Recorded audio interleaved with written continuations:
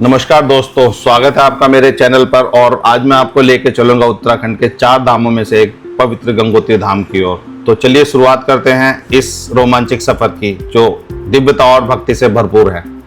हिमालय की गोद में बसा एक पवित्र तीर्थ, जहाँ से बहती है माँ गंगा की अविरल धारा। चारों धामों में से एक अत्यंत पवित्र स्थल। यहाँ की ठंडी हवाएं, बर्फ से ढकी पर्वत श्रृंखला और भगीरथी नदी की कल कल करती ध्वनि, यह सब मिलकर इस सफर को बहुत अलौकिक अनुभूति देते हैं। गंगोत्री मंदिर, जो एक माँ गंगा को समर्पित मंदिर है, हर वर्ष यहाँ लाखों करोड़ों श्रद्धालु दर्शन करने के लिए आती है और यह मंदिर उनको अपनी ओर आकर्षित करता है। गंगोत्री सिर्फ धार्मिक दृष्टि से नहीं, बल्कि सौंदर्य की दृष्टि से भी बहुत प्रसिद्ध है। यहाँ से कुछ किलोमीटर की दूर पर ही गौमुख ग्लेशियर है, जो गंगा का वास्तविक उद्गम स्थल माना जाता है। गौमुख तक पहुंचने के लिए रोमांचक ट्रैक करनी पड़ती है।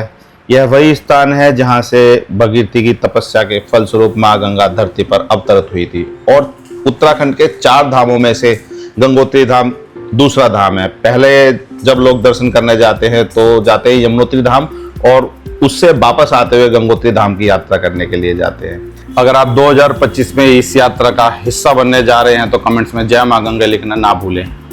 मैं आपको इस यात्रा में सारी जानकारी दूंगा, जिससे आपका यहाँ पे आना बहुत आसान हो जाएगा। आप टैक्सी लेकर यहाँ आ सकते हैं। होटल में कहाँ रुकेंगे, क्या खान पान होगा, कैसे आप कहाँ कहाँ घूम सकते हैं, मैं तमाम जानकारी आपको आपके हिसाब से इस वीडियो में दूंगा। माँ गंगा का सबसे रौद्र रूप और सबसे अविरल रूप आप कहाँ देख सकते हैं, वह भी मैं बताऊंगा। इसके बाद ये गंगा जी कहाँ जाके मिलती है, वह भी मैं बताऊंगा। तो चलिए मेरे साथ करते हैं गंगोत्री धाम यात्रा। यहाँ आने से पहले हमें उत्तराखंड 4 धाम यात्रा पोर्टल पर एक रजिस्ट्रेशन कराना होता है। यह रजिस्टर उत्तराखंड के सभी धामों पर जाने के लिए किया जाता है, और इसमें अपने अपने हिसाब से हम अपनी डेट को चुन सकते हैं कि किस धाम में हमें कहाँ पर जाना है, ताकि सरकार के पास ये रिकॉर्ड रहे कि कौन से धाम में कितने लोग गए, जिससे बंदोबस्त को दुरुस्त किया जा सके। ये आपके आधार से होता है और आधार के OTP से आसानी से आ सकता है। अगर आपके पास आधार पे नंबर अपडेट नहीं है तो आप ऑफलाइन भी रजिस्ट्रेशन करा सकते हैं। अगर आप देहरादून से हैं तो उत्तराखंड रोडवेज की बस के थ्रू आप डायरेक्ट गंगोत्री धाम की यात्रा कर सकते हैं। अदरवाइज डायरेक्ट बस कम होने के कारण यहाँ से आप उत्तरकाशी की बस लेके, उत्तरकाशी से आपको बहुत सारे साधन रहेंगे जो आप गंगोत्री धाम तक पहुँच जाएंगे। और इसके रास्ते में जो आपको मेजर लोकेशन पड़ेंगी वो देहरादून से मसूरी, चिनालीसोर, उत्तरकाशी, गंगनानी और हरसिल होते हुए आप इस यात्रा को लगभग 7 से 8 घंटे में पूरी कर सकते हैं। अगर आप हरिद्वार में हैं, ऋषिकेश में हैं, तो आप हरिद्वार से आप डायरेक्ट बस ले सकते हैं जो गंगोत्री धाम जाती है। ये बस रेलवे स्टेशन से जाती है हरिद्वार से, जो सुबह 7 बजे चलती है, जिसका किराया लगभग 1100 रुपये के आसपास है। तो वो आपको डायरेक्टली छोड़ सकती है। अगर उसके अलावा और बात करते हैं तो उत्तरकाशी तक आपको बहुत सारे साधन मिल जाएंगे, बस बहुत हैं। शेयर टैक्सी भी आपको ऋषिकेश से मिल सकती हैं। आप 2 व्हीलर रेंट पर करके भी जा सकते हैं। बेहतर ये होगा कि आप प्राइवेट टैक्सी या 2 व्हीलर से जाएं, ताकि आप रास्ते में और सारे जो चीज़ें हैं, क्योंकि रास्ता बहुत सुंदर है, नज़ारे बहुत अच्छे हैं, तो आप रुक के बाकी सारी चीज़ों को देख पाएँ।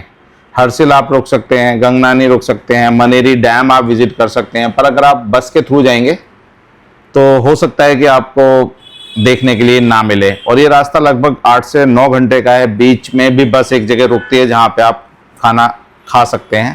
अगर आप हरिद्वार से उत्तरकाशी जाते हैं तो लगभग 160 किलोमीटर के आसपास उत्तरकाशी पड़ता है हरिद्वार से, और उसके बाद में 100 किलोमीटर गंगोत्री पड़ता है उत्तरकाशी से। और देहरादून से ये पड़ेगा 140 किलोमीटर उत्तरकाशी। उत्तरकाशी से 100 किलोमीटर होता है गंगोत्री धाम। हरसिल से लगभग ये पड़ता है 30 किलोमीटर। तो आप चाहें तो हरसिल भी रुक सकते हैं और डायरेक्ट गंगोत्री धाम में होटल लेके भी वहां पे रुक सकते हैं। गंगोत्री धाम जाने के लिए जो पास का एयरपोर्ट आएगा वो होता है जौलीग्रांट एयरपोर्ट, जो ऋषिकेश से लगभग 15 किलोमीटर के डिस्टेंस पे है, और 260 किलोमीटर पड़ेगा गंगोत्री धाम से। बस स्टैंड 2 हैं, एक देहरादून में बस स्टैंड है, उधर से भी बस मिल जाएगी, और ऋषिकेश हरिद्वार से भी आपको गंगोत्री धाम जाने के लिए डायरेक्ट भी मिल जाएगी, और उत्तरकाशी होके भी आपको बस मिल जाएगी। गंगोत्री धाम जाने के लिए जो रेलवे स्टेशन होगा हरिद्वार होगा, और पास का स्टेशन ऋषिकेश, और इसके साथ साथ देहरादून में भी आप उतर के गंगोत्री की बस ले सकते हैं। मेरे पीछे गंगा जी का मंदिर, और अभी कपाट खुले हुए तीसरा दिन है आज। भीड़ बिल्कुल नहीं है इस मंदिर में। अभी शाम को आप एक बार दर्शन कर सकते हो। अभी मॉर्निंग में भी मैं दर्शन करूंगा, तो अभी 2 टाइम मैं दर्शन करूंगा इस मंदिर में। सुबह को हो सकता है भीड़ ज़्यादा हो। तो ये देखो मंदिर पीछे, अभी मंदिर बंद होने वाला है, 9:30 बजे। तो अभी हम चलेंगे होटल में और सुबह फिर दोबारा आते हैं। ये गंगोत्री धाम का मंदिर है और इसी के बराबर में भगवान शंकर जी का एक मंदिर और है। ये देखो आप, भीड़ बिल्कुल नहीं है। जैसे कि अभी 3 दिन हुए हैं धाम को खोले हुए। भगवान भोलेनाथ का ये मंदिर है।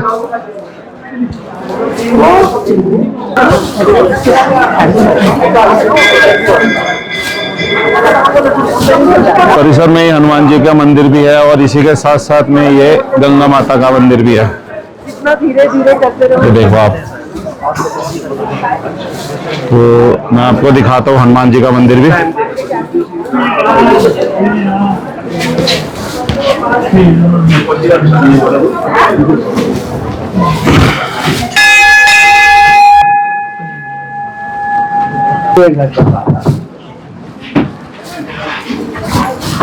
जब आप गंगा माता के दर्शन करके आते हो मंदिर के रास्ते में, तो आपको बहुत सारी दुकानें इधर मिलेंगी। यहाँ से आप प्रसाद ले सकते हो और खाने पीने का सामान यहाँ पे बहुत अच्छा मिलता है, तो वो भी कर सकते हो आप। ये देखो इस साइड में। Welcome back to my channel. मैं हूँ आपका दोस्त अनुराग और आज मैं हूँ गंगोत्री में। तो अभी चलेंगे गंगोत्री धाम का जो है मंदिर देखेंगे और बाकी सारी चीजें जो आसपास में वो एक्सप्लोर करेंगे। मंदिर में माँ के दर्शन किए और बिल्कुल भीड़ नहीं थी मंदिर में रात भी। तो अभी सुबह सुबह का टाइम है, हम चलेंगे। अभी भी मुझे लगता नहीं कि भीड़ ज्यादा होगी, क्योंकि अगर देर करूंगा तो दर्शन करने में तो हो सकता है कि थोड़ी भीड़ हो जाए। तो अभी हम चलेंगे। फर्स्ट टाइम मैं यहाँ पे आया हूँ और पता नहीं कब से मैंने सोचा हुआ था यहाँ का प्लान किया था। मैंने कब से यहाँ का प्लान किया था। गंगोत्री धाम बद्रीनाथ के बाद दूसरा धाम है जिसमें हमें मंदिर तक गाड़ी जाती है। सिर्फ थोड़ा सा पैदल चलना होता है, तो बहुत आसान है यहाँ की यात्रा बद्रीनाथ और गंगोत्री की। और गंगोत्री धाम में जो सी लेवल से हाइट है लगभग 10,000 फुट के आसपास की हाइट है। तो अभी चलते हैं मंदिर में, दर्शन करते हैं और फिर मिलते हैं दोबारा। अभी मैं निकला हूँ अपने रूम से बाहर और -1 का टेम्परेचर है। सामने चीड़ के बड़े बड़े पेड़, ऊंचे ऊंचे पेड़, और ठीक उसके सामने भगीरथी नदी और उसके ऊपर बड़े बड़े पहाड़, नीचे नदी गंगा जी बहुत आवाज के साथ बह रही हैं। आवाजें आ रही हैं यहाँ पे पक्षियों की चहचहाने की। बहुत सुंदर माहौल है, नजारा एकदम नेक्स्ट लेवल का लग रहा है, बहुत सुंदर है। मैं हूँ होटल के बाहर और ये देखो आप, बिल्कुल खाली है सड़कें। तो अगर आप आना चाहते हो तो स्टार्टिंग में भी आ सकते हो। मंदिर यहाँ से लगभग 200 मीटर पे है। तो अभी चलेंगे मंदिर। अब बात कर लेते हैं रुकने की। अगर आप यहाँ पे रुकते हैं तो एक कमरा आपको 2500 रुपये से लेके 3500 रुपये के आसपास तक मिल जाएगा। धर्मशाला यहाँ पे है नहीं। रूम इससे ज़्यादा रेट के भी मिल सकते हैं, डिपेंड करता है सीजन पे। अदरवाइज अगर आप उत्तरकाशी या हर्षिल में भी रुकना चाहते हैं तो सुबह उत्तरकाशी से निकल के दर्शन करके गंगा माता के मंदिर के और बाकी चीजें दर्शन करके आप शाम तक उत्तरकाशी या हर्षिल वापस जा सकते हैं। उधर आपको रूम यहाँ की अपेक्षा कुछ सस्ता मिलेगा। गंगोत्री में अगर नेटवर्क की बात करें, मोबाइल नेटवर्क की, तो मेजर नेटवर्क सारे अवेलेबल हैं, पर थोड़े आते जाते रहते हैं यहाँ पे। तो अगर आप कैश कैरी करेंगे तो ज़्यादा अच्छा रहेगा, क्योंकि कई बार आप खरीद लेंगे और उसके बाद मोबाइल का नेटवर्क नहीं होगा तो इन सारी दिक्कतों का सामना होगा आपके साथ। तो इसलिए कैश कैरी करेंगे तो ज़्यादा आसान रहेगा।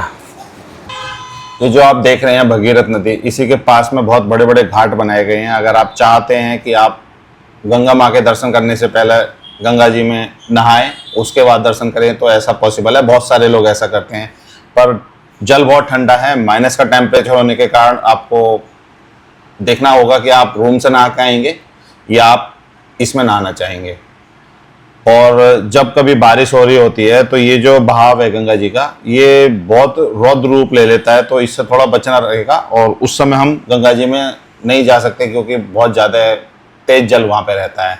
और ये देखो आप, ऐसा लगता है ये जो गंगा जी हैं सीधी गौमुख से आ रही हैं और झरने जैसी हमें यहाँ पे फीलिंग आ रही है कि जैसा हम झरना देखते हैं वैसी हमें देखने में लग रही है। और ये दोनों तरफ दुकानें लगी हुई हैं। ज़्यादा भीड़ होने के बाद हमें यहाँ पे चलना भी थोड़ा सा भारी हो जाता है, क्योंकि मैं सुबह सुबह 6:30 बजे के आसपास निकला हूँ दर्शन करने के लिए। इस समय भीड़ नहीं है बिल्कुल भी, और शुरू का टाइम है, तो हो सकता है कि आने वाले टाइम में यहाँ पे भीड़ मिले। और जो रजिस्ट्रेशन आप करा के आते हैं उसको आप यहाँ पे चेक कराने के बाद ही आ पाएंगे। तो रजिस्ट्रेशन होना जरूरी है, क्योंकि उसके बिना आप यहाँ पे मंदिर में दर्शन करने के लिए आ नहीं पाएंगे, चेकिंग होती है। ये वही मंदिर है जिसमें मैं रात में आया था और मेन मंदिर है ये। और मंदिर में बिल्कुल भीड़ नहीं है इस समय, जबकि चौथा दिन है आज। यहाँ पे 3 तारीख हुई है। गंगोत्री मंदिर में बिल्कुल भी भीड़ नहीं है और मंदिर के बराबर में कुछ मंदिर और है, हनुमान जी का, शंकर जी का। ये लाइन देखो आप, छोटी सी लाइन है, मुझे लगता है 20-25 मिनट में दर्शन हो जाने चाहिए यहाँ पे अंदर। ये जो मंदिर का परिसर है, यहाँ पे मंदिर है, मंदिर को देखते हुए ना लेफ्ट साइड में एक रास्ता उतर रहा है, स्टेयर्स, जो कि नीचे जाती है गंगा जी पे, भगीरथ जी पे। और इसी के बीच में एक तपस्थली पड़ती है जो भगीरथी जी की तपस्थली है, जहाँ पे इन्होंने 3 बार गंगा जी को धरती पर लाने के लिए तपस्या की थी। पहली बार इन्होंने ब्रह्मा जी की तपस्या की थी, दूसरी बार भगवान शंकर की, और तीसरी बार खुद गंगा जी को धरती पर लाने के लिए भगीरथी जी ने अंगूठे पर खड़े होकर 1 वर्ष तक कठोर तपस्या की थी। उनकी तपस्या से प्रसन्न होकर भगवान शंकर जी ने गंगा जी को धरती पे उतारा।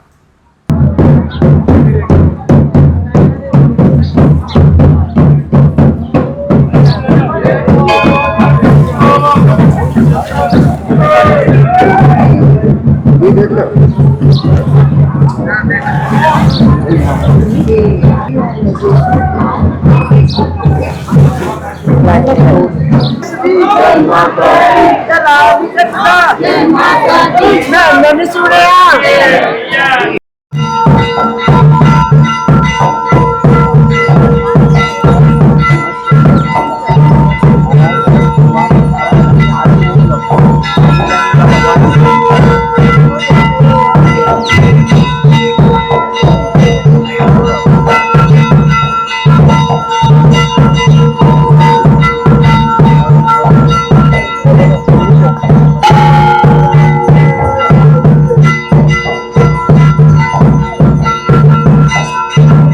ये भगीरथी जी ने यहाँ पे तपस्या की थी गंगा जी को नीचे उतारने के लिए, धरती पर आने के लिए भगवान भोले शंकर से उन्होंने तपस्या की थी। और ये पीछे भगीरथी जी का एक मंदिर है जहाँ पे इन्होंने गंगा जी को उतारने के लिए तप किया था।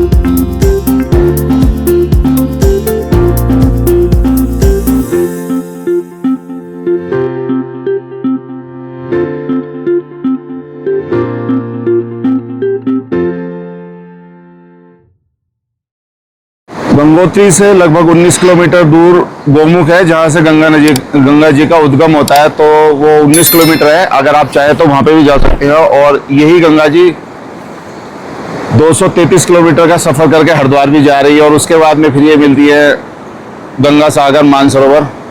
तो वहाँ पे ये गंगा जी सेम है, पर यहाँ से निकलती है तो इसकी अपनी अलग ही मान्यता है। तो अब क्या बोलूँ, दर्शन हुए, बहुत अच्छे दर्शन हुए। तो बस मन बहुत प्रसन्न है। बस हर हर गंगे, दोबारा माँ बुलाएगी तो जरूर आएंगे। और मेरे चैनल पर अगर आप नए हैं, सब्सक्राइब नहीं किया तो सब्सक्राइब कीजिए, ताकि लेटेस्ट वीडियो आपको टाइम से मिल पाए। हर हर गंगे, जय माँ गंगे।